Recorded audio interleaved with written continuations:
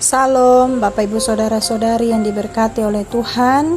Kembali di pagi hari ini kita akan merenungkan satu bagian dari firman Tuhan yang terdapat di dalam Lukas pasal 4 ayat 1 hingga ayatnya yang ke-13 dengan tema hidup berkemenangan di dalam Tuhan.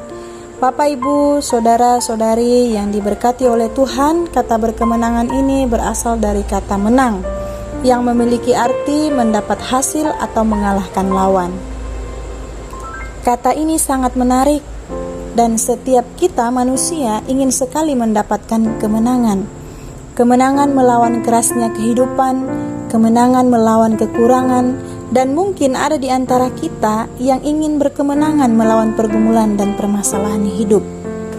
Teks firman Tuhan ini memberikan kita peneguhan bahwasannya lawan terberat kita salah satunya adalah iblis, di mana dia berusaha masuk dan menggoyahkan iman serta ketekunan kita dalam mengikut Tuhan.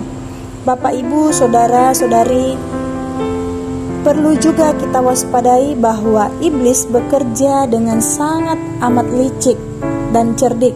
Namun kita sebagai anak-anaknya Allah tidak akan pernah kalah, sebab Yesus yang sebagai Tuhan memiliki kuasa yang jauh lebih dahsyat dari iblis. Pada pagi hari ini kita mau merenungkan bagian firman Tuhan ini, bagaimana agar kita menang bersama-sama di dalam Tuhan melawan si iblis yang menjadi musuh kita.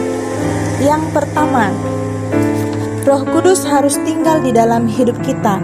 Hal ini sangat penting dan harus menjadi perhatian bagi perjalanan iman kita, karena di dalam Roh Kudus ada ketekunan, ada kekuatan, ada penghiburan, ada penuntun yang mengarahkan kita kepada kebenarannya Allah, yang tentunya akan membawa kita kepada hidup yang kekal.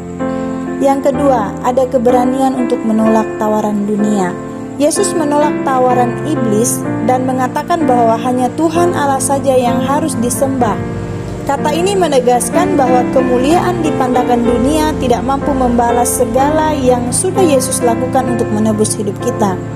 Dan Yesus tahu bahwa hanya dengan menyembah Tuhan Allah saja, dengan segenap hati, kemuliaan dan mahkota kehidupan yang kekal akan Ia terima. Dan yang terakhir, yang ketiga, mampu berkorban. Yesus mengajarkan tidak hanya mengasihi, namun juga mampu mengorbankan hidupnya untuk dunia yang berdosa. Artinya bahwa hidup kita jika berjalan bersama dengan Allah tidak akan terlepas dari yang namanya pengorbanan. Berkorban melawan keinginan dunia, nafsunya kita, agar hidup kita dapat berkenan di hati Tuhan. Aplikasinya, Bapak Ibu Saudara-saudari yang diberkati oleh Tuhan, kita akan memperoleh kemenangan itu ketika ketiga hal di atas ada di dalam hidup kita. Dan kuncinya hanya ketika kita sudah mengenal Tuhan Yesus. Kemenangan tidak ada di dalam dunia ini, hanya ada di dalam Sang Sumber kehidupan, yaitu Tuhan Yesus Kristus.